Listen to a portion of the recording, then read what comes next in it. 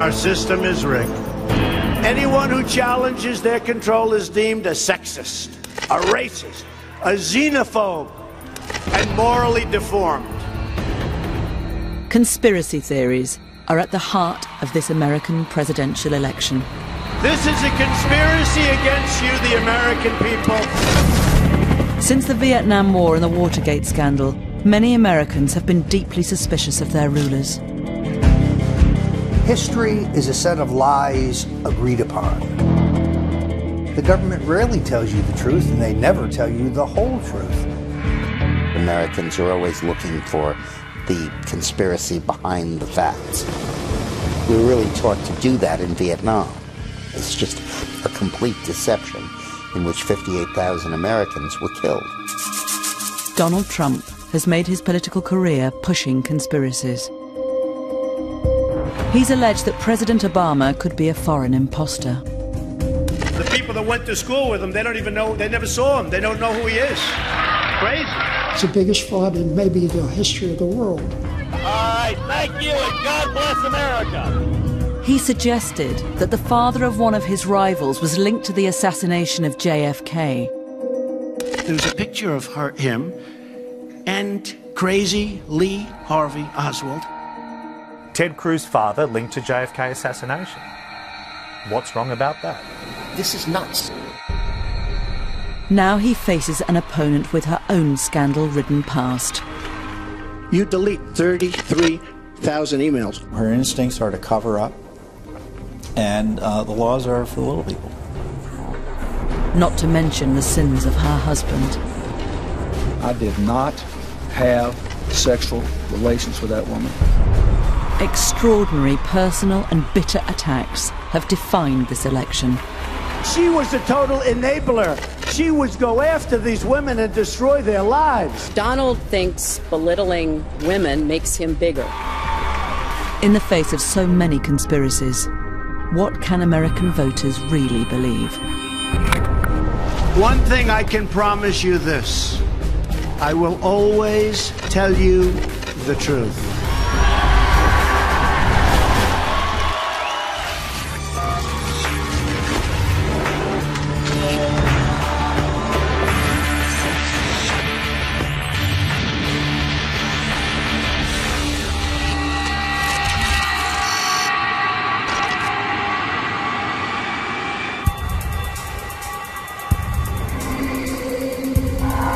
Prepared to take the oath, Senator? I am. In January 2009, Barack Obama was sworn into office as America's first ever black president. That I will. Barack Hussein Obama is not the most common name in the United States. Born to a white Kansan woman and a Kenyan African father, raised by his grandparents in Hawaii. All of those things scream exotic. Congratulations, Mr. President. Obama became the center of a conspiracy theory. The claim that he was born outside the US and was not entitled to be president. In 2011, the so-called birther conspiracy received a massive boost. Our current president came out of nowhere. The people that went to school with him, they don't even know, they never saw him. They don't know who he is. Crazy. He saw this as an opportunity, he plucked it. He used that to sort of pole vault himself into a tete-a-tete with the President of the United States.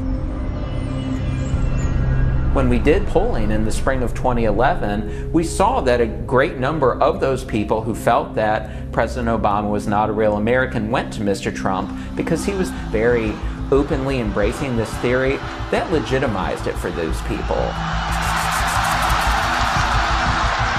I think that Trump has an ability, because of his stature, because of his name identification, and the fact that he's so well known, to take issues that are not in the mainstream and inject them into the mainstream.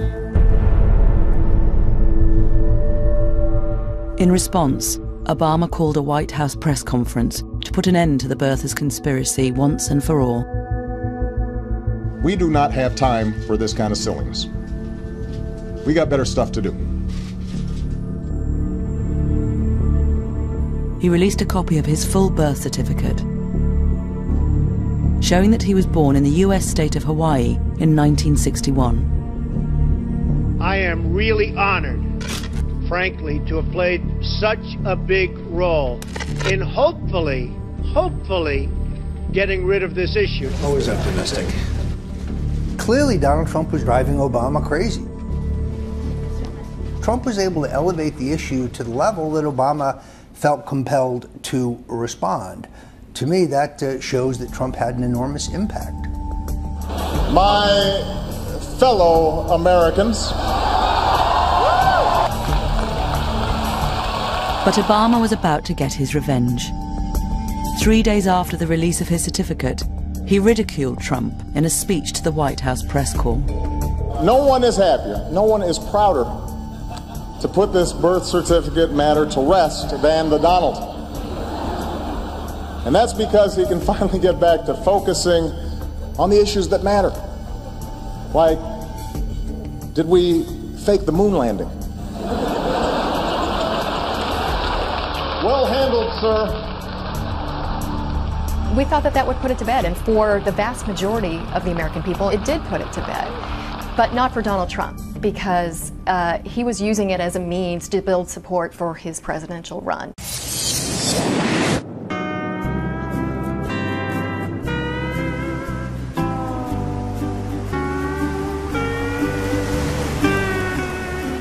If Obama thought the release of his birth certificate would kill the conspiracy, he was about to get a shock.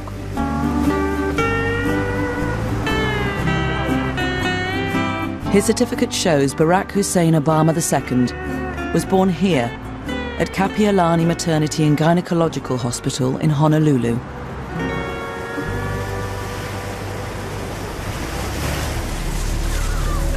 But within days, it was labelled a fake.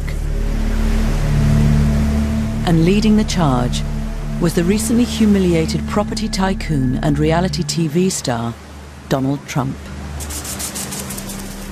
He is a citizen. He produced that long-form birth cert. Well, a lot of people don't agree with you, and a lot of people feel it wasn't a proper certificate.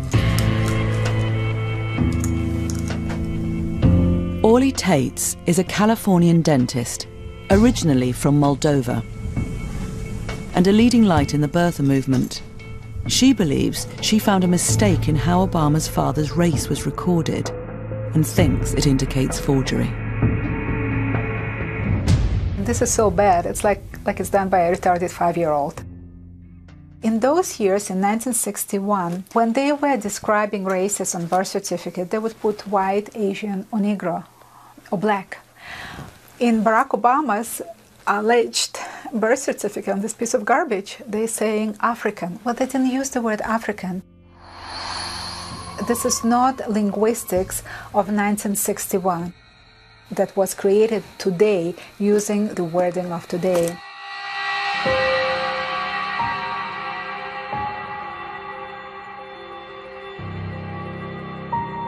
As Orly Tates prepared to legally challenge the authenticity of the birth certificate, she was joined by Paul Eyre, who has over 50 years' experience in typesetting.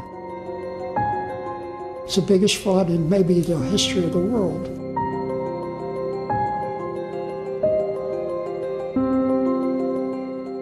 He says there is evidence that the certificate was forged on a computer. Here, black letters are printed on paper that is solid green. But around the letters are white, halo-like outlines. White on a back document that is printed on the green paper? How did the green go away? It can't. We see white, and the printer doesn't print white. White can't show up on that document. And that is proof by itself, beyond a question. Numerous legal challenges over the birth certificate have all been thrown out. But the birthers are not giving up. I've been accused of being wacko. I don't present evidence to people that's a lie. I concoct it. Look, I'm a Christian. I don't lie. I'm known for that. Donald Trump claimed he was so concerned that he was also investigating Obama's birth certificate.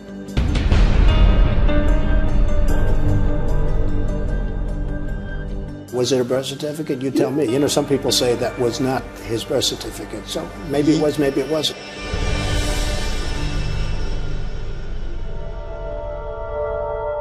So just how credible is the evidence that the certificate is a fake? Ivan Zatkovich is a court-recognized technology witness who has forensically examined the halo effect. He separated the digital file released by the White House into 9 different layers. From this, he deduced it was a scan of the original birth certificate, produced using OCR, an optical character recognition program. One of the things that OCR software does to enhance the edges is to create contrast enhancement. Contrast enhancement has multiple effects. It will make the black text blacker. It will make the background slightly lighter, sometimes causing what's called a halo effect. Purely based on the evidence of that PDF itself, I would be probably 80 to 95% confident that the layers were produced by simple contrast enhancement and OCR. The theories of the forgeries are easy to disprove. President Obama is the least transparent president in the history of this country. If he gives his passport applications and records, I will give to a charity of his choice a check immediately for $5 million. It doesn't matter whether you're black or white or Hispanic or Asian. Obama didn't take Trump up on his offer and went on to get re-elected in 2012. Gay or straight, you can make it here in America if you're willing to try.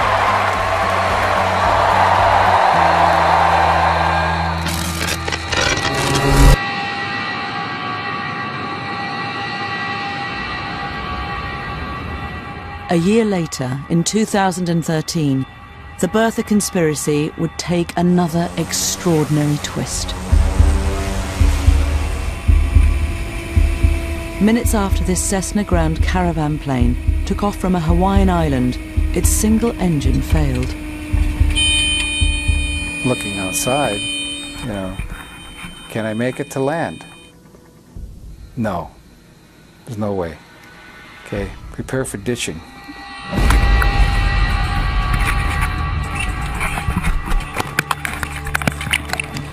All 8 passengers and the pilot struggled to stay afloat for almost 2 hours before rescue. Everybody okay?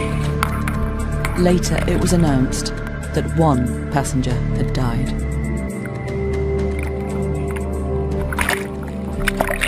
Loretta Fuddy was the Hawaiian health official who had authenticated Barack Obama's birth certificate. I had no idea who Loretta Fuddy was. None. And somebody told me, he says, oh, she's the one that signed Obama's birth certificate. And I go, oh, here we go. The village idiots are going to be coming out in force. Sure enough.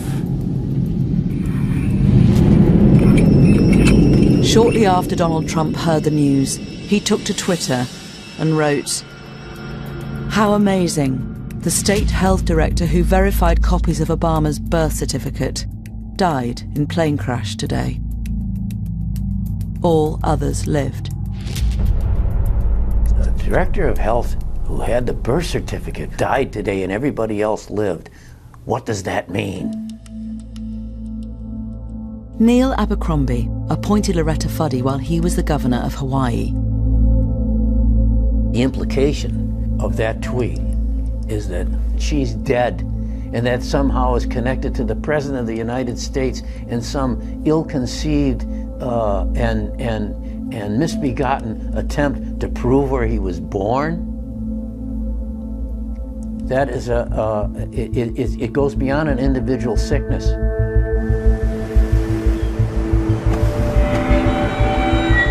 An allegation was made that Loretta Fuddy, as Director of Health, took a bribe to lie and say that Obama's birth certificate was authentic. Bertha Doug Voigt, claims he found evidence in her financial records that her debts were being paid off at a rate exceeding her official income. If she paid off $70,000 worth of debt with lowered mortgage and credit card stuff, then where'd the extra money come from? She's short at least $50,000. That's the whole point. You're buying the forgery. You got to pay people off. In my opinion, they did.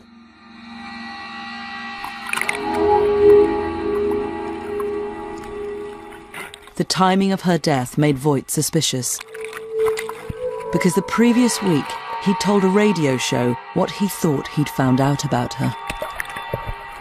1 week she was dead after I did that interview.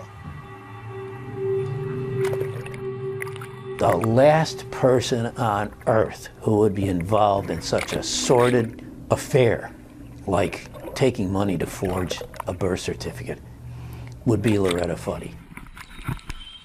Is a sad commentary on the desperateness that some people have in them, the sickness that they have in them over the fact that a black man is president of the United States. Former Governor Abercrombie is a personal friend of Barack Obama. Voigt believes that Abercrombie masterminded the whole deception, and it was he who involved Loretta Fuddy in the plot. By bumping her off, they don't have that link to Abercrombie and the president. The big guys who paid for this conspiracy, they start killing off everybody below them who gets close, who could lead to them. That's what usually happens. That's what plausible deniability is all about.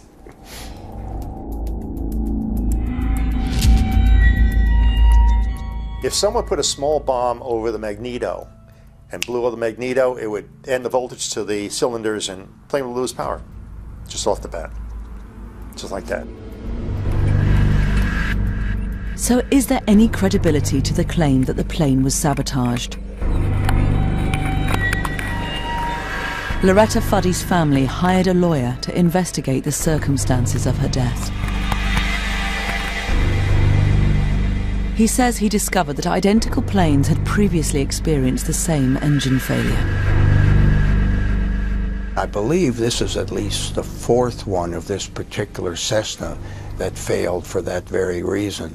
So it wasn't something mysterious that someone did to this aircraft. The engine manufacturer, Pratt & Whitney Canada, and plane operator Makani Kai Air paid undisclosed sums to Fuddy's family.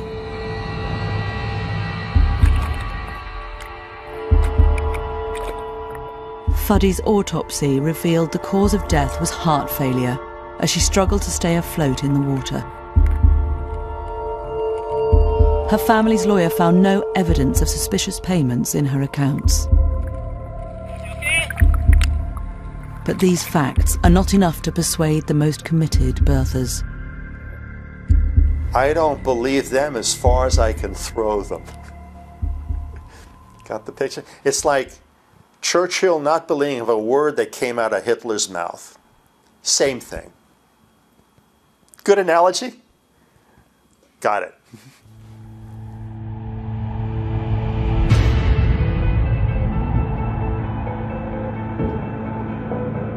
Donald Trump's championing of the birther conspiracy seems to have had a dramatic impact. In 2009, 45% of Republicans nationally said that they thought that Barack Obama was not born in the United States. Now, after Donald Trump has given this issue so much attention over the years, and his surrogates have, that number's up over 60%.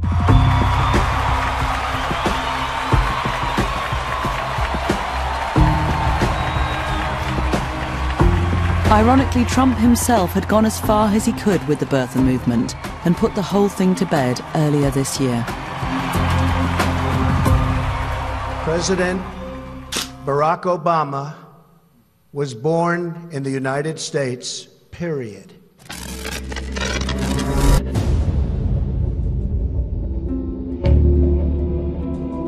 One event, more than any other in recent American history, has become a fertile breeding ground for conspiracy theories. Something has happened in the motorcade route. Stand by, please. The assassination of President John F. Kennedy. The official investigation ruled that Lee Harvey Oswald was the killer, acting on his own. Many Americans have just never bought the story. Mainstream media has concealed a lot of facts about American history. Things are never exactly the way the government tells them. Even 71% of the people in America today don't believe Lee Harvey Oswald acted alone. And it's this belief that Donald Trump would exploit on his next step towards the White House.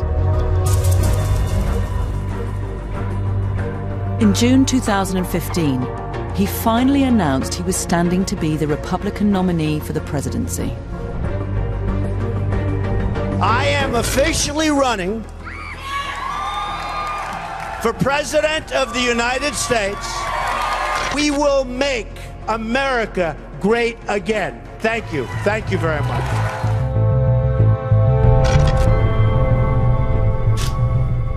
Trump's biggest challenger was Senator Ted Cruz from Texas. An evangelical Christian, an arch conservative, Cruz traded on his honesty and integrity. Do we support a campaign that is based on yelling and screaming and cursing and insults? Or do we support a campaign that is a positive, optimistic, forward-looking, conservative campaign? We have lying Ted Cruz. I have to be honest. These people that I'm dealing with are the worst people.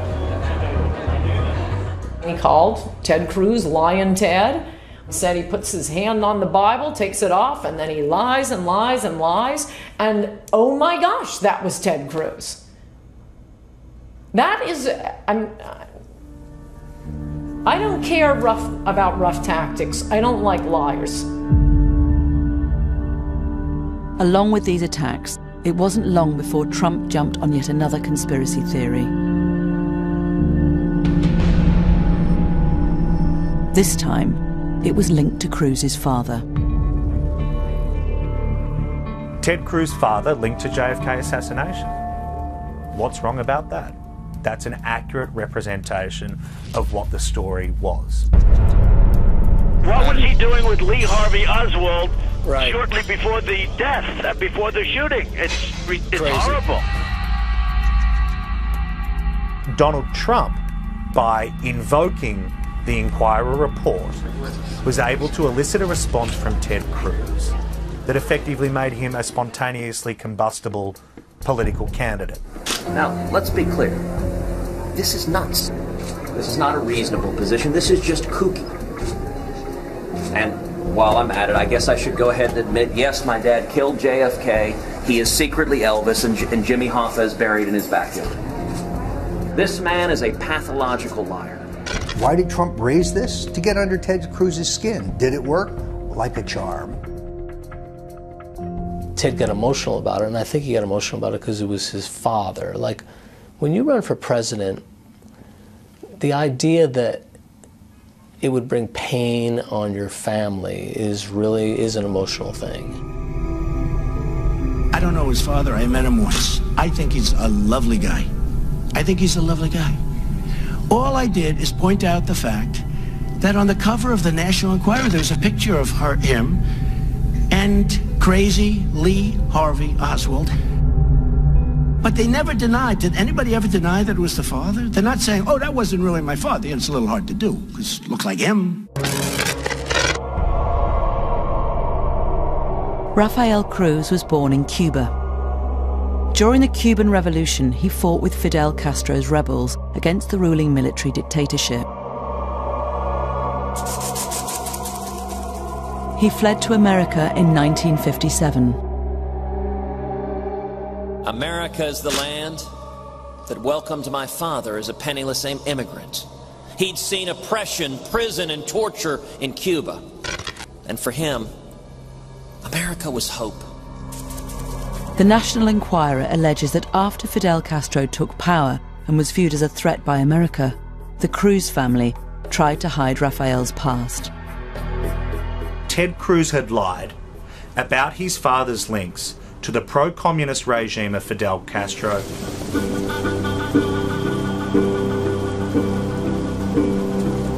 It was investigative journalist Wayne Madsen who first looked into Rafael Cruz's background in detail. He believes the photograph is evidence of a much deeper conspiracy. He identified the similarities between Rafael Cruz and the man beside JFK's killer. He's never told anybody where he was on August the 16th, 1963, although there's some photographic evidence that would show that there's a guy that looked an awful lot like him standing there with Lee Harvey Oswald on August the 16th, 1963. But it's a yes or no. It's a simple question which he's never answered. After a return visit to Cuba, Rafael Cruz claimed he became disillusioned with Fidel Castro's brand of communism. We all thought he was the solution to the dictatorship that was in Cuba. We were all fooled.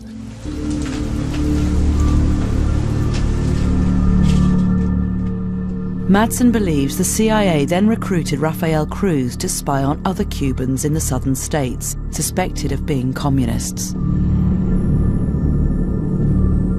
But Madsen goes even further. He also believes Lee Harvey Oswald was recruited and set up a bogus branch of the pro-Castro organization Fair Play for Cuba as a front for the CIA operation. In the intelligence business, that's called a flypaper operation. This was a CIA ploy. Let's see who we can trust in the Cuban community that came to the United States and who we can't trust. In this footage, Oswald is handing out Fair Play for Cuba leaflets with a man Madsen believes is his CIA partner, Rafael Cruz. I think that was him, standing there with Oswald. Madsen also claims Rafael Cruz fled the country rather than face an investigation. I believe Rafael Cruz in 1967, when the New Orleans District Attorney was going full steam ahead with this investigation of the Kennedy assassination, that Rafael Cruz, in order not to be called as a witness by the New Orleans District Attorney, used his connections in the oil industry to leave for Calgary. Rafael Cruz denies he was in New Orleans at the time and has called the claims ludicrous. And Madsen has never had his story published by serious journalistic publications. One thing about the tabloids is, well, maybe the person who reads the Wall Street Journal and the New York Times isn't seeing this, but God, all those ladies that are checking out through the supermarket lane at their local store will certainly see it.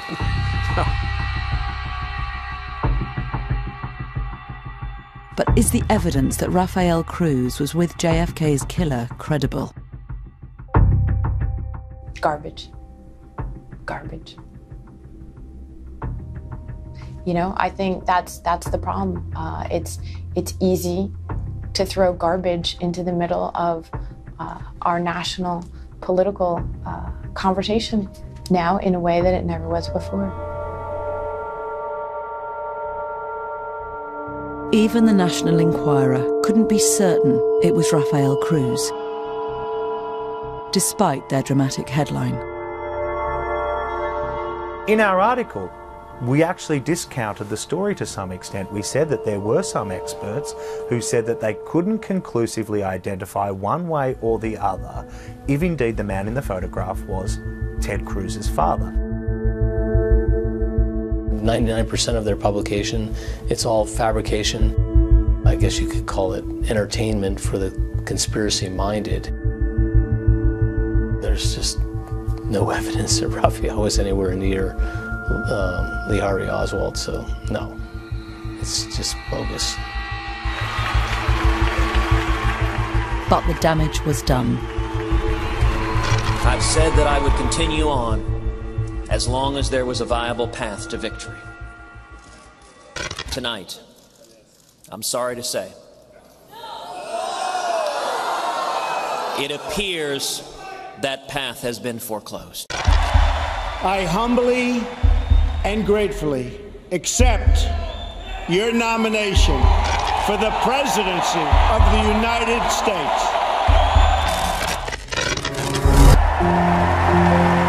I accept your nomination for President of the United States. With Hillary Clinton winning the Democratic nomination, Donald Trump faced the ideal opponent for his unique brand of conspiracy theory politics. Between 55 and 65% of registered voters in this country do not believe the words honest and trustworthy apply to her.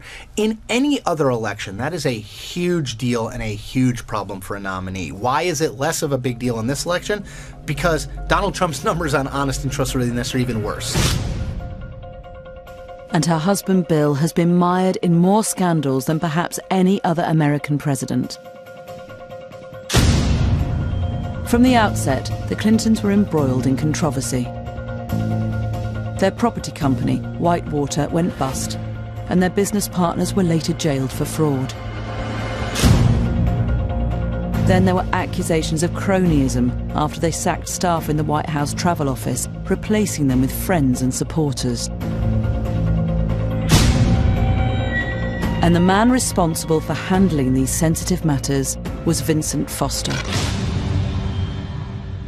The Clintons are more like a crime syndicate than they are a family. He was the keeper of all their secrets. He was their lawyer.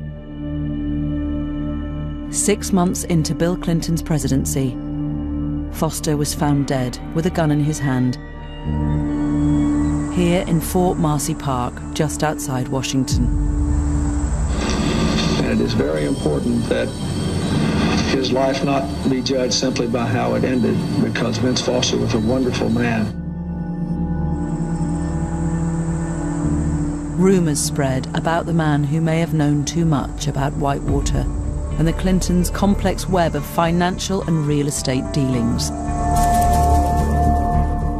I believe he was murdered by persons unknown, for reasons unknown to me, and a cover-up ensued that was at bottom politically driven. 23 years after Foster's death, Donald Trump reinvigorated the conspiracy. A lot of people are very skeptical as to what happened and how he died. I know nothing about it. But again, if you people reveal something to me, I'll answer it the appropriate way. Donald Trump, it seems to me, understands that the people who believed in those theories, the Clinton haters, if you will, exist and were ready to be reactivated out there on the internet, and that by sending these signals to them, he would have a certain constituency. He's rallied that constituency. Some of Trump's closest allies accuse Hillary Clinton of criminally covering up the circumstances of Foster's death.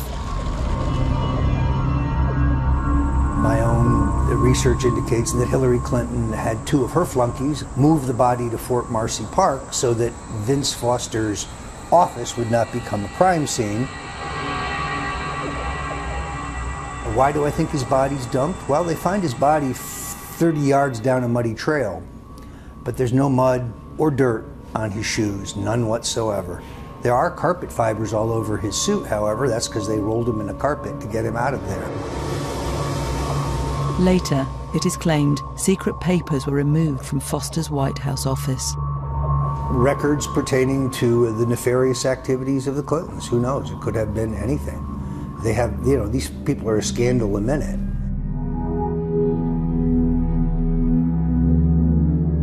This suicide note has been the source of many claims that Foster's death is suspicious. I agree with Donald Trump when he claimed that he believes this to be fishy. This note is fishy, and it does stink to the high heaven. Confusion exists about exactly how it was found. A police team searched Foster's office 2 days after he was found dead. White House lawyer Bernard Nussbaum says he searched Foster's briefcase and told a police officer there was nothing in it. He definitely indicated that the briefcase was empty, and then again spread the opening wide and looked in it a second time. 3 days later, the note was found by a White House staff member in the same briefcase, torn into 27 pieces, despite Nussbaum's claim that it had been empty. If the note had been in the bottom of that briefcase, he would have seen it.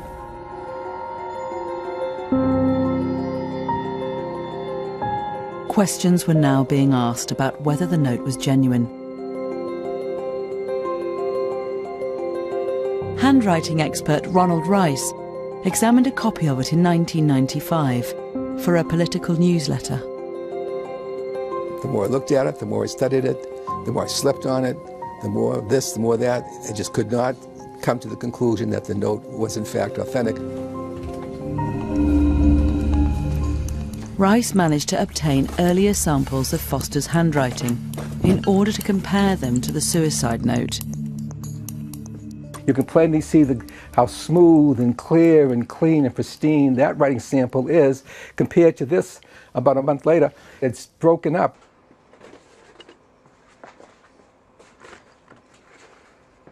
We have two words which read Clinton, Clintons, plural. You can plainly see on the known Vincent Foster, capital C is different from the question capital C.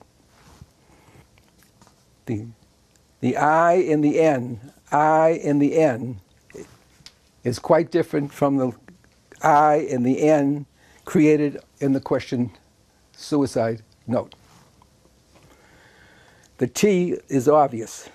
This is the known T. This is supposed to be the stem in the question document of Clinton. So we have in excess of 14 points of dissimilarity. Not similarity, dissimilarity. For Rice, this means only one thing: forgery. On a scale of 1 to 10, probably a 2, amateuristic, sloppy. I've seen better by kids.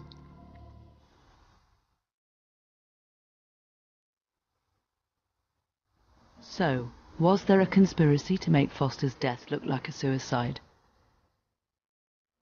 Official investigations found that Foster shot himself in the mouth, resulting in an exit wound in the back of his head. A clear indication of suicide.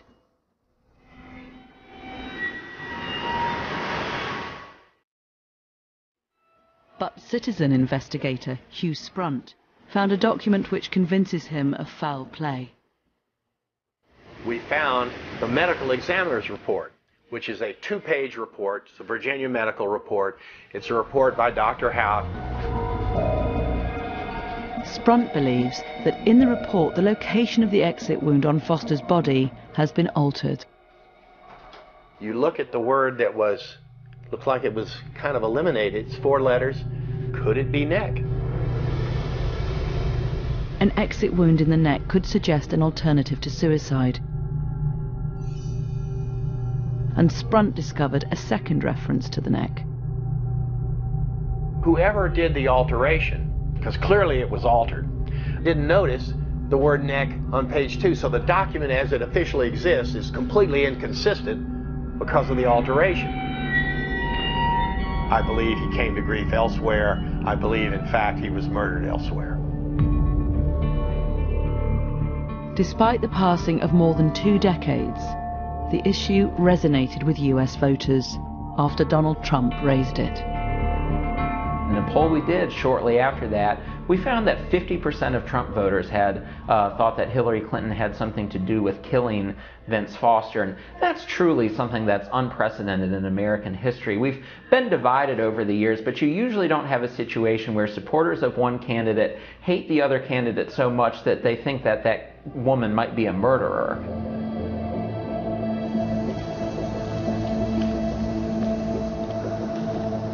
Dr. Donald Hout was the only medical examiner to inspect Foster's body in Fort Marcy Park. This is the first time he has returned to the scene since that day in 1993. There's one of the cannons. See it? See it?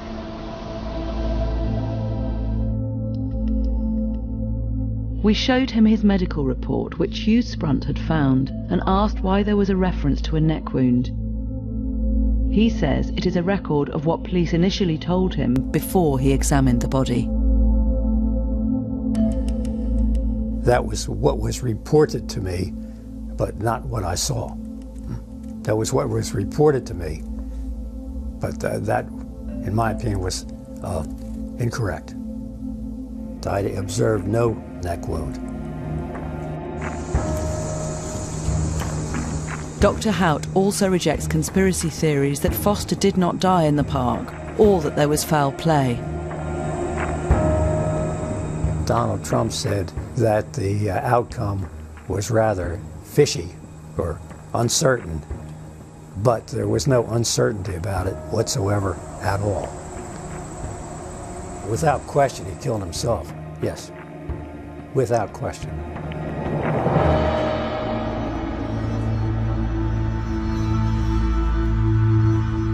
So, what about the suicide note? I'm not a conspiracy theorist. Prove me wrong. Prove me wrong.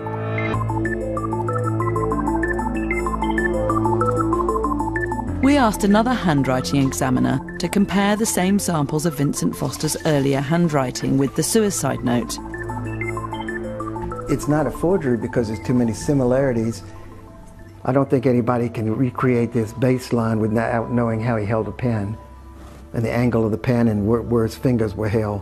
And then that alone is hard enough to recreate. But to do it in the same words, it's not possible.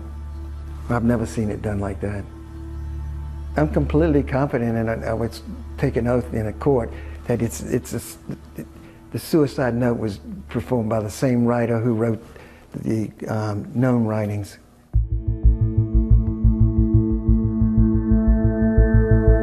At least 5 official investigations have found that Foster's death was suicide. I remember very clearly the day he committed suicide. We all knew him. It was an awful, tragic day. The president gathered us to talk to us about it. They were clearly devastated. I think he was just a deeply troubled man who felt he'd let the White House down, and you know, with tragic consequences. It's as simple as that. And it's a tragedy, and you know, conspiracy theorists often have zero basis in fact, and this is one of them.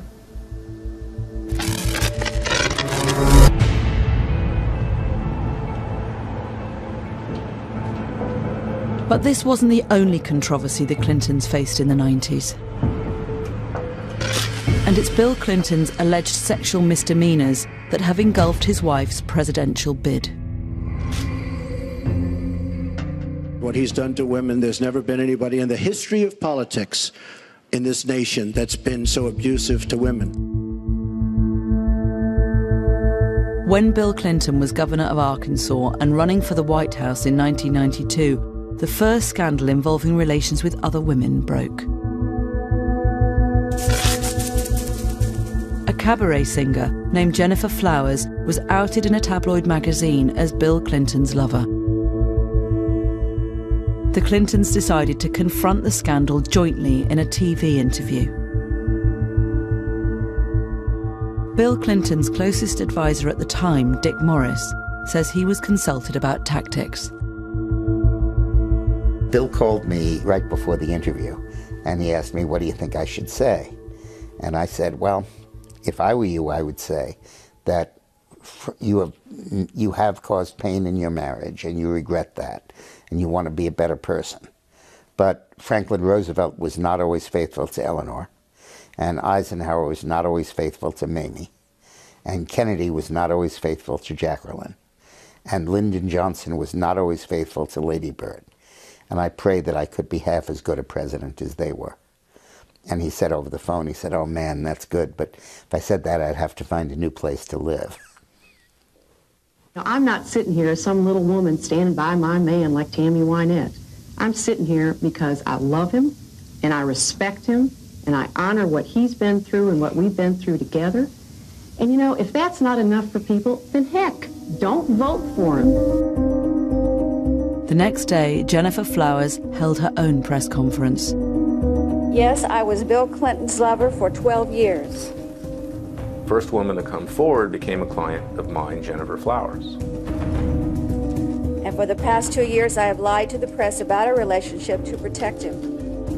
And she told the media that she had had this relationship with Bill Clinton. She had an audio recording of him calling her, saying, "Be quiet about this." Judge for yourself if this is the way a man talks to a woman who is just a friendly acquaintance. If they ever hit you with it, just say no and go on. There's nothing I can do. Raise your right hand and repeat after me.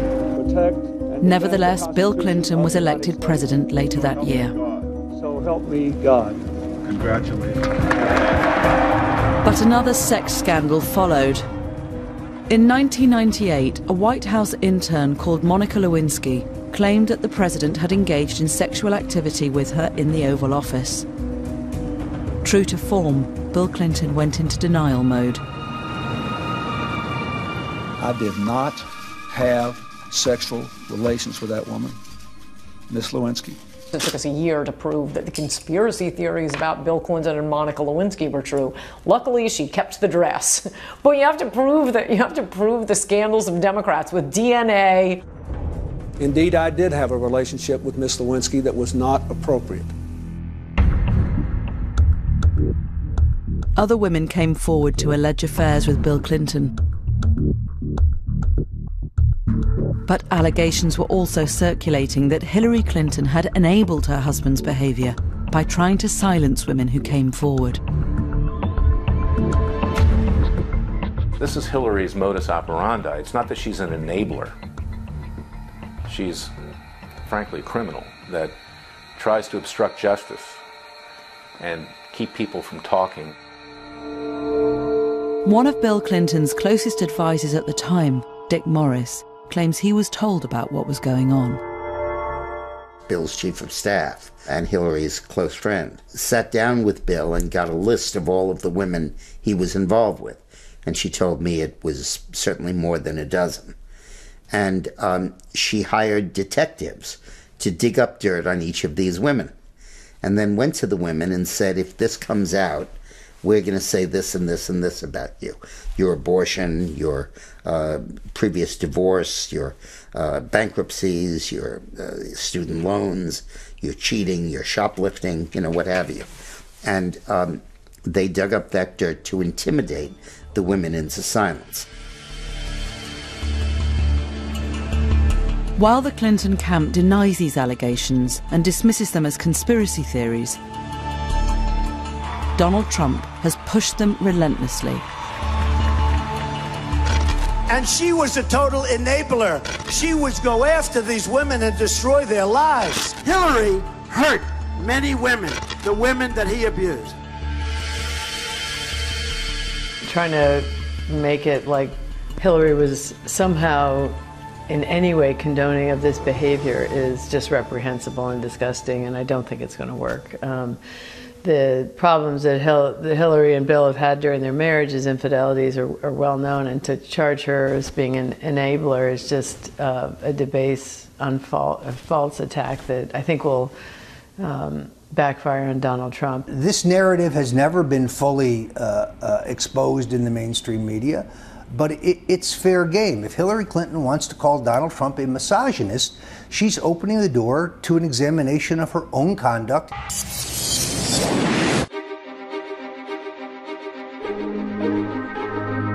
The scandals surrounding Hillary Clinton can sometimes seem endless. The most recent concerned her period as Secretary of State under President Obama. It emerged that she used a private email server for official business.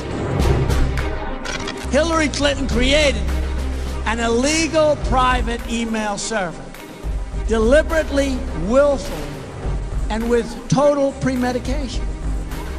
Premeditation. Could be the first way was right, actually. Some in the intelligence community watched in amazement at what was playing out in public in relation to the handling of America's secrets. The fact that someone who was the Secretary of State had, in this instance, the bad judgment to set it up this way and the even worse judgment to try to attempt to defend it. I did not email any classified material to anyone on my email. There is no classified material. Following a subpoena for work-related emails, Hillary Clinton's team deleted over 33,000, claiming they were personal. The FBI recovered some of them and found that thousands were work-related, and some were classified. From an additional 30,000 emails that she did hand over, the FBI found 110 of them were also classified. And here now you have Secretary Clinton saying there was no classified. And after it was pointed out that, well, that is classified, then the claim became, well, they weren't classified at the time the emails were sent. And again, that's inconceivable for someone of my background. Information doesn't get classified by sitting on a server. It begins life as either classified or unclassified information. It's either criminal or it's incompetent. It's one or the other. And neither's acceptable to be president.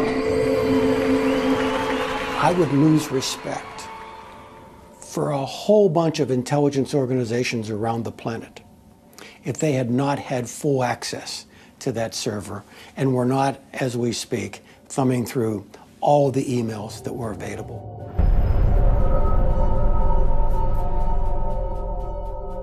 At the end of the original year-long investigation, the FBI said it would not prosecute Clinton, despite some damning revelations. There is evidence that they were extremely careless in their handling of very sensitive, highly classified information. We found no evidence that any of the additional work-related emails were intentionally deleted in an effort to conceal them in some way. There has never been anything like this where emails and you get a subpoena, and after getting the subpoena, you delete 33,000 emails. It's just awfully good that someone with the temperament of Donald Trump is not in charge of the law in our country. Because you'd be in jail. In a democratic republic, we have laws that govern the use of government computers and making sure that the public has a record of what you're doing in office. And she didn't want the public to have that record. Donald Trump is trying to desperately find anything that he can put out there to cause doubt in Hillary's honesty and integrity, and so he's going to keep harping on this, drip, drip, drip, with no basis for really any investigations or criminal activity, but he's grasping at straws because he can't run on anything other than fear and conspiracy theories.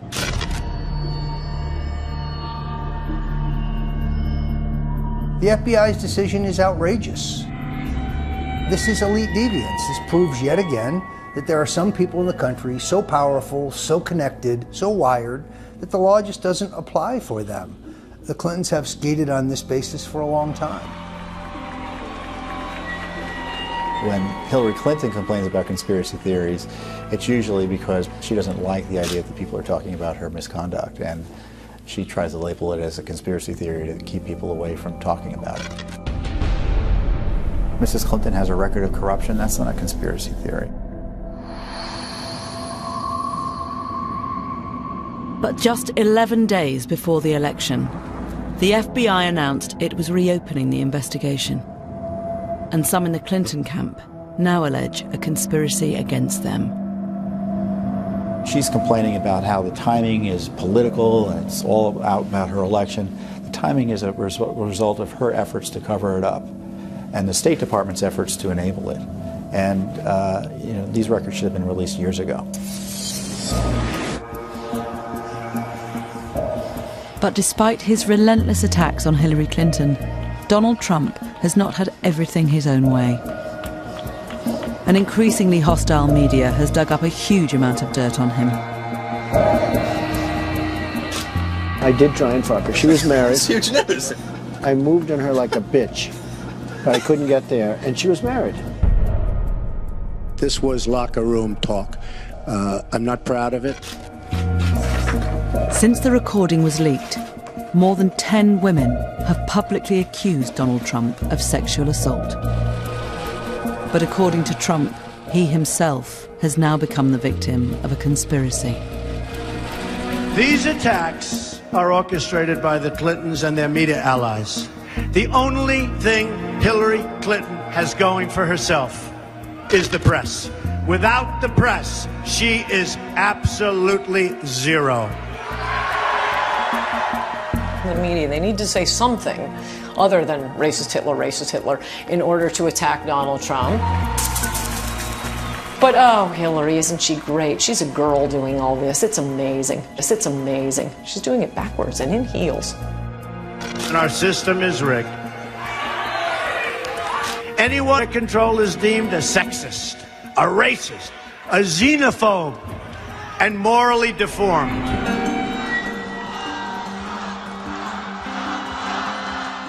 Trump is even implying that if he loses, he will be the victim of the ultimate political conspiracy, electoral fraud.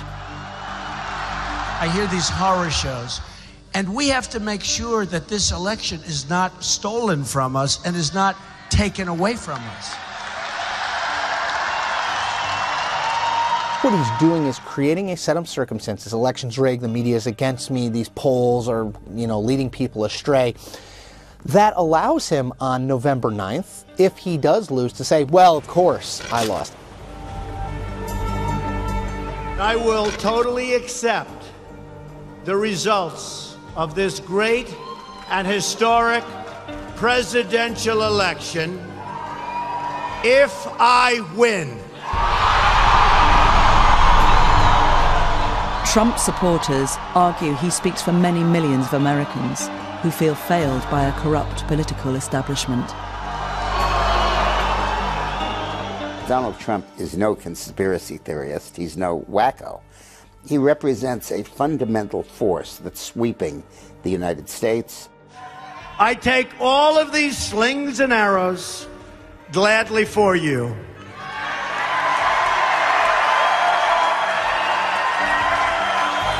He's not an ideologue. He's not a reactionary. Certainly isn't a racist. But he's certainly not out of charm school. I think you have a responsibility when you're the major party's nominee, when you're this much in the public eye, when you're pushing out these crazy conspiracy theories and no facts to back them up, that's dangerous.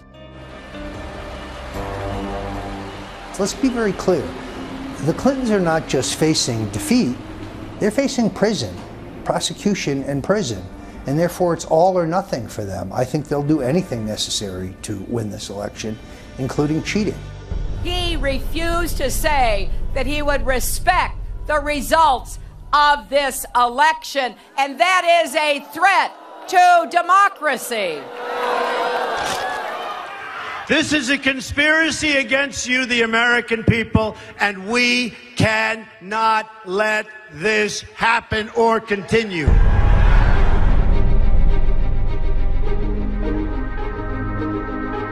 Panorama meets some of those who fear what Trump as president would mean for them, available on BBC iPlayer, and who will be supporting Donald. Radio 4 meets the Unswayables, Trump's loyal army, available online. Now, had you been watching BBC One, you'd have seen Lord Sugar fire another candidate. Perhaps tonight was a surprise. You're fired next.